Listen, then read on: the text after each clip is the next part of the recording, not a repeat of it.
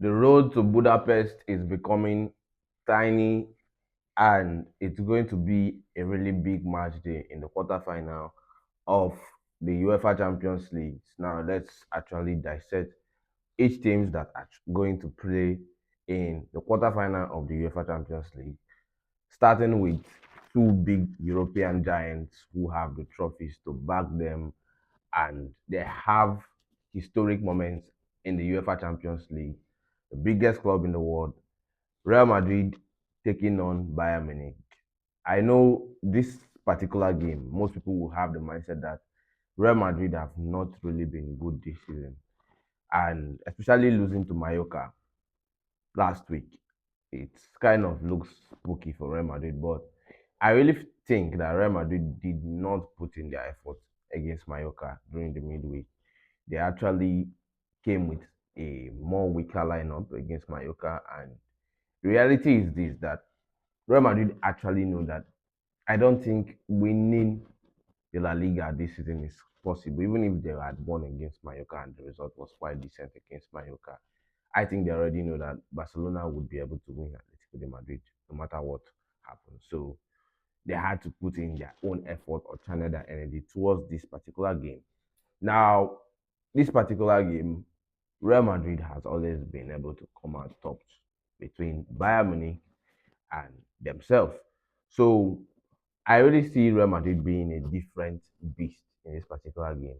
Bayern Munich, on the other hand, these guys are quite incredible under Vincent Company, scoring 100 goals in 28 matches. It's not a small feat to actually achieve. Even the greatest Bayern Munich squad, as at the time when you had Ribery, Ruben, you have the likes of Mandzukic, Lewandowski leading them up front. They never scored this amount of goals, and they never broke this kind of record. So it's very, very impressive. So I think Bayern Munich has what it takes to actually win this particular game. But I think in big games this season, you're saying Bayern Munich with us now. Bayern Munich capitulated. I really want to see Bayern Munich can be able to rise to the occasion. They have been able to beat their, neighboring teams in the Bundesliga, do whatever they like to them, and get wins in that aspect. But let's see what they actually do against Real Madrid. And since 2012, Bayern Munich has not been able to win Real Madrid in a Champions League tie. So that's a worrying start. So I really think that Real Madrid has the upper hand, especially being at home today. And Real Madrid has to win at the Santiago Bernabeu if they really want to get any advantage. They have to get a win. But with what I've seen and with judging with the things I'm seeing, I will really be going towards a Real Madrid win, a 2-1 win for Real Madrid. And I think Real Madrid will be able to get a win against Bayern Munich. That's my prediction, but let's see how that turns out. Then we'll go over to Portugal, where Sporting CP will be welcoming Arsenal. For emphasis sake, Sporting CP has been unbeaten in their last 23 consecutive league games. So that's a very impressive start. Sporting CP, these guys are unbeaten at home, at that their home, and they are doing well in the league. Also, they have been spotless in the Champions League at home. They beat PSG 2-1, which was surprising for most people was at the time, but some people will credit the fact that PSG were not in the best of forms at the time. But I really think these guys are actually good. But one thing Sporting CP should not do in this particular game today is trying to come out all attack. If you watch their game against Bodo Glimt, they came out all attack, and Bodo Glimt had few chances or instances whereby they would have been able to hit Sporting on the counter, get something out of that game, or actually score a goal, but they couldn't because of their finishing was not the best on that particular day. So I think they should not do that against Arsenal. Now, Arsenal had like absentee players, like they have a whole lot of absentee players in this particular game. Saka is out, Timber is out. You don't have Nkapi for this particular game. So it's quite a worry that you don't have most of these players. Yes, you might say Saka has not been, spectacular this season, but still having Saka would have given an advantage. Yes, Madueke is a threat. He knows how to take on his man, but his problem is his final end decisions. His decisions in the final third. Can he actually take his chance and actually, finish it off, or can he make right decision in that final 18-yard box?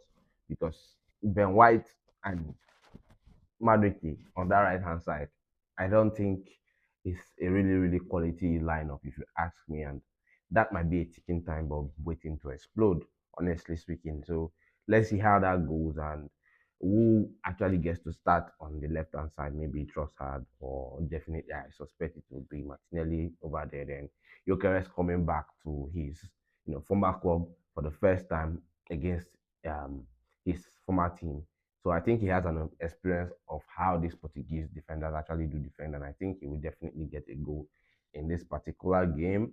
But I don't see Arsenal winning in actual sense of play. I think Arsenal would actually prefer to get a draw, then come over to Emirates next week and finish it off. Definitely, I think Arsenal is going to go to the next tie.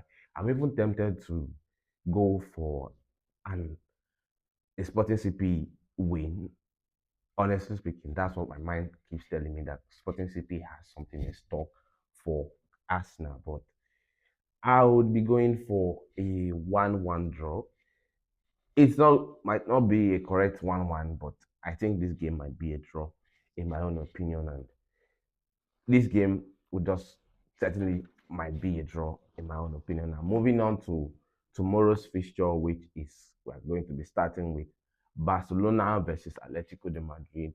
This is another game whereby they meet again in three consecutive matches, which they have actually played one, which was quite controversial and had so many arguments about the red card and why they didn't give a red card, you know, and many people talk about corruption and the rest. So now Barcelona actually have been impeccable against Atletico de Madrid, even in the Wanda Metropolitan Stadium. Barcelona knows how to win them. So this particular game, I will not put it past Simeone to come and counter and contain. So I think Simeone would not throw all his eggs in his basket, but I really do not see Atletico de Madrid winning Barcelona in the Camp Nou. Barcelona has just been impeccable in the Camp Nou since they went back there, and it's going to be a hard one for Atletico de Madrid. Yes, Rafinha is missing that pressing ability that he has. It's supposed to be quite crucial for Barcelona, but I think Rashford can actually do something in this particular game. Then also, Lookman and Alvarez are fully rested, so I think those people would be on Barcelona's neck. But at the end of the day, Barcelona wins this one, 3 goals to 1. Definitely, Atletico Madrid will score because Barcelona does not keep clean sheet in a long time in the Champions League. Then moving on to the last game, Liverpool versus PSG. PSG at home in the Parc de France. The last time Liverpool went there, they went away with a fraudulent 1-0 win. That's what I call it, because that game, Paris Saint-Germain dominated PSG, Liverpool, sorry, with so much. And Alisson's quality was the reason why Liverpool was able to get away with a win. Unfortunately, he is not available for this particular game. And I think that's going to be a worry, because having really who I think has been quite shaky this season in goal, is not all the best. So I think Liverpool might actually lose in a high score line. But a part of my mind is also telling me that Liverpool might come out to play today. But I'm not really sure that they are going to get something out of this game. And definitely, I think they are going to lose. But one thing is, Liverpool players should be able to, especially the defenders, they should be able to start themselves today. Because PSG are so dangerous and quite bad. Yes, Bakola is not in this game, but PSG has a way of getting things done. So I think PSG wins this one and gets over to the next line. So we'll see what happens to the Champions League. Maybe some unexpected shockers and some marvelous nights. But after today, we'll come back to review the first two games in the Champions League. See you in the next video.